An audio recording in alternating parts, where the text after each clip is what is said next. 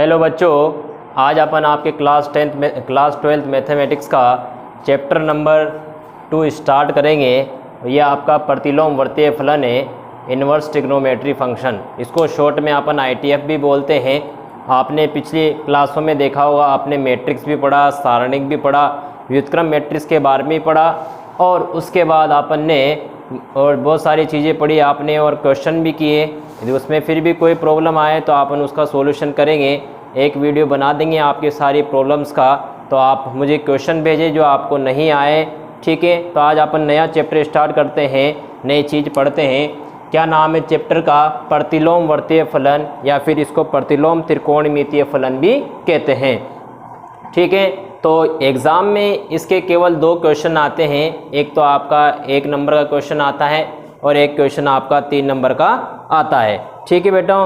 तो देखते हैं कैसे कैसे क्वेश्चन आते हैं, किस तरह से आते हैं, प्रतिलोम वर्तीय फलन होता क्या है, ये सारी चीज़ें आज अपन देखेंगे और इसका बेस क्लियर करते हुए अपन इसके क्वेश्चन करने की कोशिश करेंगे। देखो, प्रतिलोम वर्तीय फलन क्या होता है, आपने 11th क्लास में देखा होगा। कोई भी फंक्शन आपको दे रखा है A से B में, तो ये आगे वाला तो आपका डोमेन कहलाता था, ठीक, प्रांत, और पीछे वाला आपको क्या कहलाता था बेटा? रेंज कहलाता था, परिसर, ठीक है।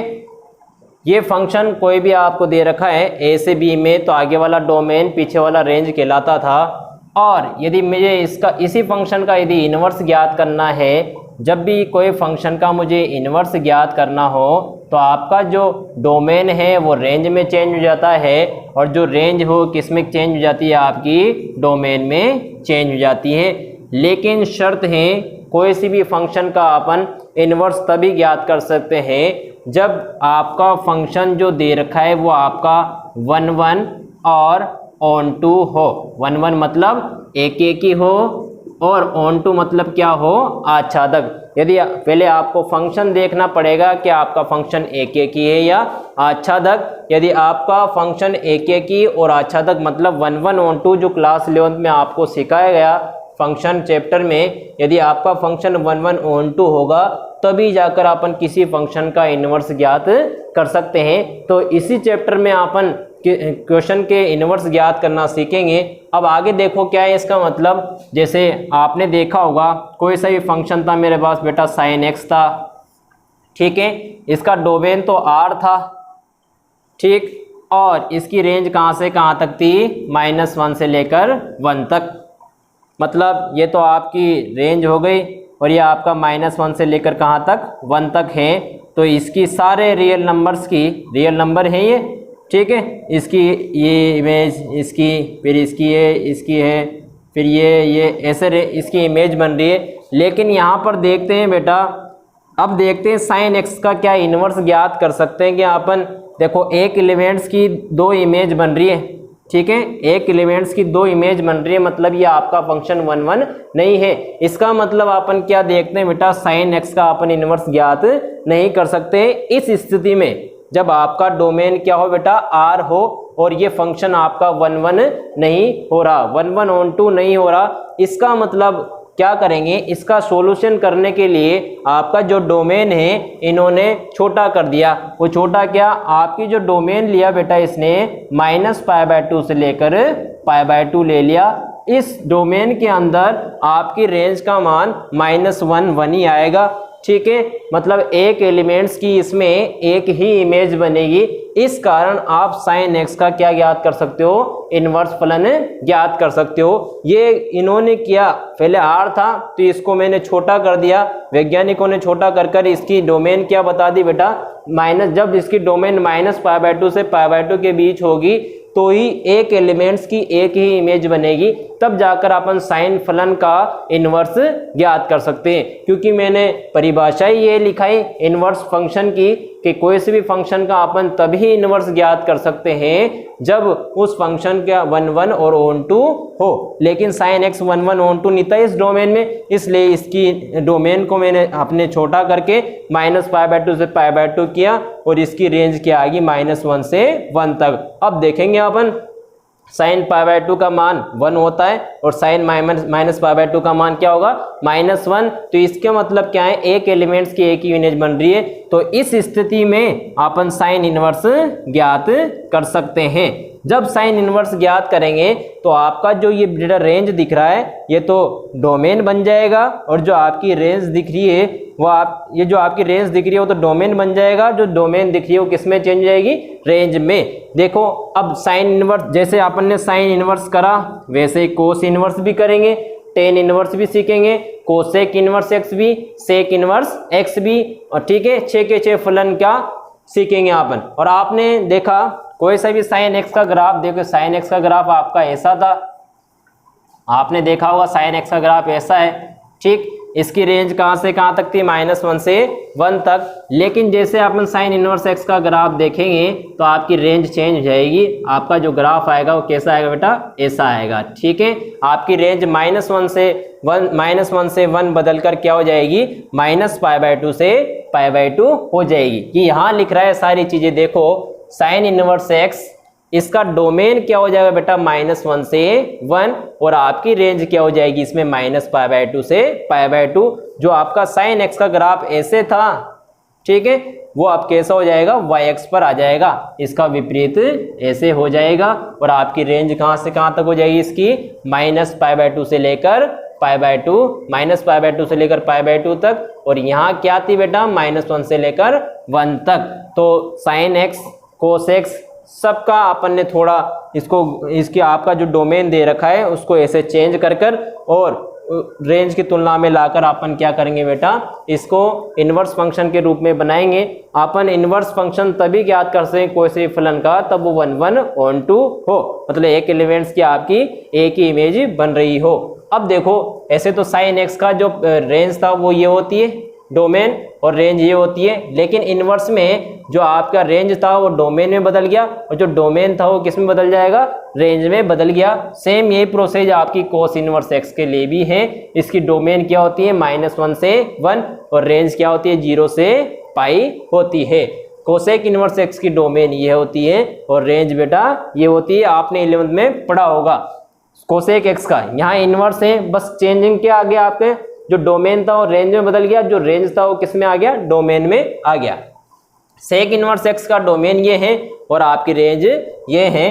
टेन इनवर्स एक्स में आर तो आपका डोमेन है और -π/2 से π/2 आपकी क्या है, इसकी रेंज है। जबकि टेन एक्स का क्या है मामला, जो आपकी रेंज है वो डोमेन होती है और ये डोमेन क्या होती है, आपकी रेंज होती है। सेम यही कोट इनवर्स एक्स में है।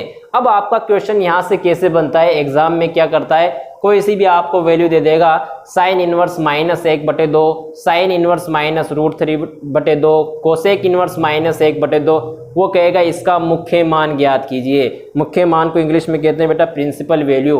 तो एग्जाम में 1 नंबर का केवल यही क्वेश्चन आता है, कोई से भी आपको इनवर्स की वैल्यू दे देगा और आपसे कहेगा इसका मुख्य मान ज्ञात कीजिए।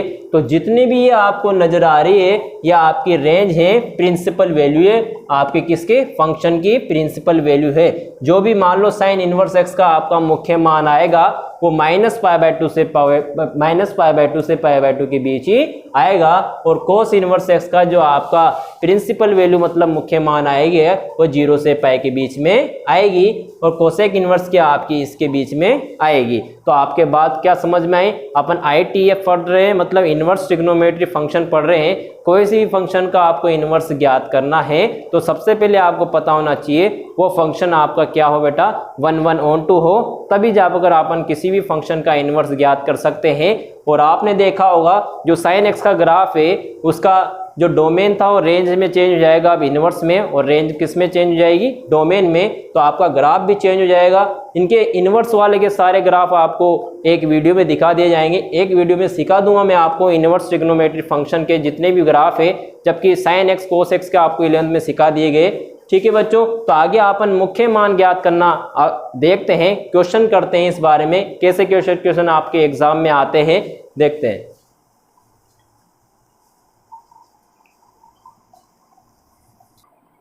आए बच्चों, अपन कुछ इंपॉर्टेंट फॉर्मूले देखते हैं। आपको क्वेश्चन में मुख्य मान ज्ञात करेंगे तब आपको फायदा मिलेगा इन चीज़ों से। आपने देखा होगा इनवर्स ट्रिग्नोमेट्री फंक्शन क्या होता है, और फंक्शन के आप इन्वर्स तभी ज्ञात कर सकते हो जब आपकी कोई फंक्शन का 1 कोई फंक्शन आपका 1 और 2 हो। अब जो sine inverse x, cos inverse x, tan inverse x, इनके जो ग्राफ है बेटा उसका मैं कोई एक लेक्चर बना लूँगा, उसमें सारे ग्राफ आपको सिखाए जाएंगे। साइन एक्स कोस एक्स तो अपन 11th क्लास में सीख लेते हो, इन्वर्स वाले फंक्शन का अपन इसमें सीखेंगे, एक लेक्चर में बना दूंगा, उसमें सारे ग्राफ अपनी कॉपी में उतार लेना और मैं सिखाऊंगा ग्राफ कैसे बने आपके। ठीक है, देखो कैसे, मान लो आपको साइन इन्वर्स माइनस एक्स दिख जाए तो इसका मतलब जो माइनस है ये बाहर आ जाएगा, माइनस साइन इन्वर्स एक्स हो जाएगा। ठीक है, एक होता है बेटा कोस inverse x, cos inverse minus x, तो माइनस इसमें का कोस इन्वर्स ये वाला नहीं, साइन इन्वर्स माइनस एक्स तो माइनस बाहर आ जाएगा, और आपका एक है बेटा टेन इन्वर्स माइनस एक्स, इसका माइनस कहाँ आ जाएगा, बाहर आ जाएगा। ठीक है, साइन में, टेन में और आपका कोसेक में, तीन चीज़ों में तो साइन आपका कहाँ आ जाएगा, यदि आपके अंदर है तो कहाँ आ जाएगा, ये बाहर आ जाएगा। ठीक है, इन तीनों में आपको याद रखना है, साइन, टेन और कोसेक में यदि माइनस अंदर है तो वो कहाँ आ जाएगा, इसके बाहर आ जाएगा। अब बचे कौन, तीन चीज़ें बची, तो उसमें क्या है, जैसे आपके सामने ये नज़र आ गया आपको टेन इनवर्स माइनस एक्स। ठीक है, टेन इनवर्स एक्स नहीं, कोस इनवर्स माइनस एक्स, क्योंकि टेन इनवर्स तो अपन यहाँ ले ही लिया, ये माइनस में तो बाहर माइनस आ जाएगा। कोस इनवर्स माइनस एक्स में क्या है, जब भी ऐसा आपको नजर आ जाए तो पाई माइनस क्या कर देंगे, कोस इनवर्स एक्स, 180 में से क्या कर देंगे, इसको माइनस कर देंगे। जब भी आपको कोस इनवर्स माइनस 1/2 दे तो आपका मुख्य मान आप ऐसे निकालेंगे। अभी देखेंगे, पहले आपको ये चीज़ें याद होना जरूरी है, तब मुख्य मान ज्ञात करना अपन सीखेंगे, प्रिंसिपल वैल्यू। और कोस इनवर्स बचा कौन हो, अभी आपका सेक भी बाकी है। ठीक है, सेक इनवर्स माइनस एक्स, तो pi minus sec inverse x. ठीक है, और कौन बाकी रहा आपका, cot, cot inverse minus x बराबर pi minus cot inverse x. तो ये तीन अलग याद रखने हैं आपको, ये तीन अलग आपको याद रखने। साइन, टेन और कोसेक में तो जो माइनस आपका अंदर है वो कहाँ आ जाएगा, आपके बाहर आ जाएगा, जबकि कोस से कोट में यदि आपका माइनस है अंदर तो पाई माइनस के रूप में बाहर आएगा। इसका क्वेश्चन वो sine inverse minus 1/2, tan inverse minus 1/2, cosec inverse minus 1/2, cos inverse minus 1/2, sec inverse minus 1/2, cot inverse minus 1/2 का मुख्य मान ज्ञात कीजिए। कोई सा भी एक क्वेश्चन आपको दे देगा एग्जाम में, और क्वेश्चन में 2 भाग भी दे सकता है वो, तो आपको सॉल्यूशन करना पड़ेगा। लेकिन सबसे पहले आपको ये चीज़ें याद होने जरूरी है, साइन, टेन, कोसेक में तो बाहर आ जाएगा माइनस, जबकि अंदर माइनस है तो पाई के रूप में pi minus cos inverse x, pi minus sec inverse x, pi minus cot inverse x. अब अपन इनके क्वेश्चन करना स्टार्ट करते हैं, एक एक करके आपको सारे क्वेश्चन आ जाएंगे।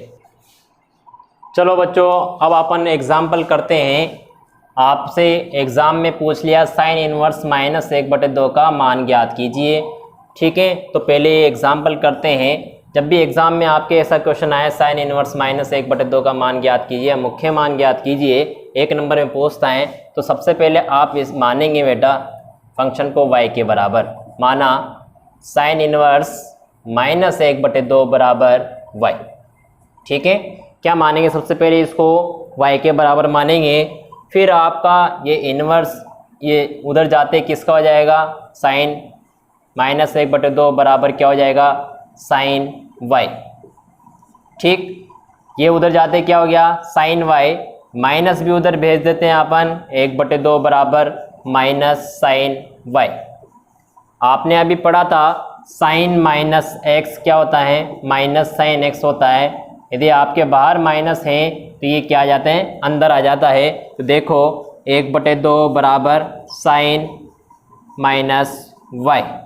ठीक, और 1/2 क्या होता है, साइन 30 का मान होता है, और साइन 30 क्या होता है आपका, साइन π/6 होता है नहीं होता है। ठीक है, और यहाँ क्या है, साइन माइनस y। अब देखो साइन से साइन आपका कट जाएगा, तो यहाँ से क्या आया, π/6 बराबर माइनस y, इसका मतलब y का मान आपके पास कितना है बेटा, माइनस का π/6। तो आपका साइन इनवर्स -1/2 का मान क्या आया, -π/6। लेकिन ये भी ध्यान रखना है आपको, इसकी रेंज क्या होती है। साइन इनवर्स x की जो रेंज होती है आपकी -π/2 से लेकर π/2 होती है, उसी के बीच में आपका आंसर आना चाहिए।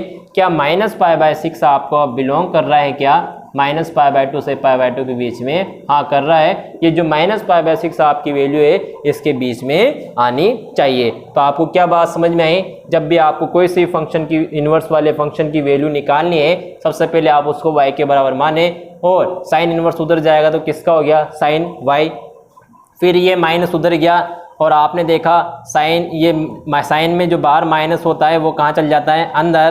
तो देखो, और 1/2 क्या लिख दिया, साइन π/6। साइन से साइन कट गया तो π/6 बराबर क्या है, माइनस का y, और माइनस इधर आए तो y बराबर -π/6। तो इस इन्वर्स फंक्शन का आपका मुख्य मान क्या आ गया, -π/6, जो आपके रेंज में आता है -π/2 से π/2 के बीच में। देखो एक और एग्जाम्पल करते हैं अपन, कोस इनवर्स -1/2। सबसे पहले मैंने कहा मानकर चलेंगे, माना कोस इनवर्स -1/2 बराबर y, ठीक। -1/2 यहाँ रहा, उधर गया तो किसका हो गया, कोस y।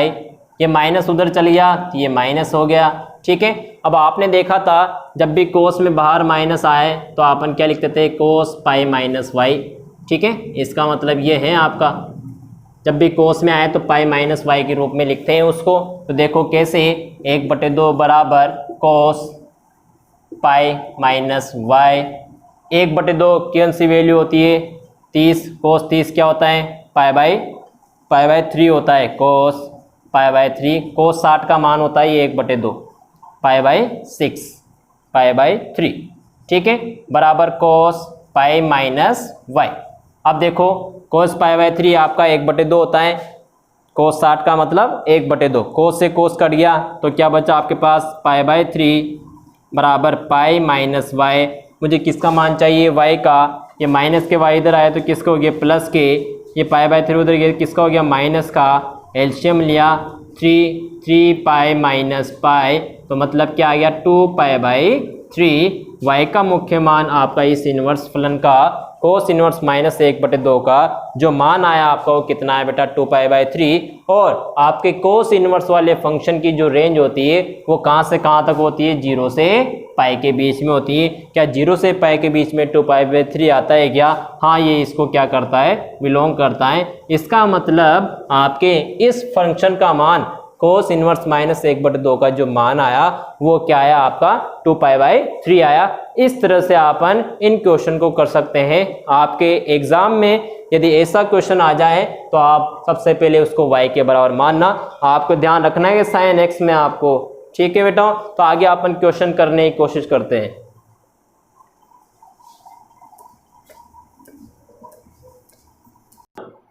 आपके सामने कुछ क्वेश्चन दे रखे हैं, आपको ये एक्सरसाइज आपको करनी है। 5 सवाल मैंने दे रखे हैं, पांचों सवाल में आपको इनके मान ज्ञात करने हैं इन्वर्स के। पहला क्वेश्चन है आपका कोट इन्वर्स 1/√3 का मान ज्ञात कीजिए। दूसरा सेक इन्वर्स -√2 का मान ज्ञात कीजिए। तीसरा टेन इन्वर्स √3 का मान ज्ञात कीजिए। चौथा आपका साइन इन्वर्स √3/2 का मान ज्ञात कीजिए। पांचवा आपका कोसेक इन्वर्स 2/√3 का मान ज्ञात कीजिए। आपको ये पांचों क्वेश्चन बेटा कॉपी में करने हैं। नहीं आते हैं तो मुझे बताना कि आपको क्वेश्चन आए नहीं आए, ठीक है। इनका सॉल्यूशन अपन करेंगे, लेकिन ज़रूर ये क्वेश्चन करें क्योंकि इन्हीं में से आपके 1 नंबर में आपका क्वेश्चन आएगा, तो ये थोड़ा सा ध्यान रखें आप, ठीक है बच्चों। तो आप क्या करना है, इन क्वेश्चनों को ध्यान देना, ठीक है। एक जो आपको 5 क्वेश्चन दे रखे हैं, पांचों क्वेश्चन को आपको करना है, ठीक है। तो अगली क्लास में अपन देखेंगे, इनके बारे में और चर्चा करेंगे और थोड़ा ध्यान करके इन क्वेश्चन को जरूर करें। और फिर आगे क्लास में आपको सारे इन्वर्स के ग्राफ आपको सिखाए जाएंगे, एक लेक्चर आपका तैयार कर दिया जाएगा। थैंक यू बच्चों।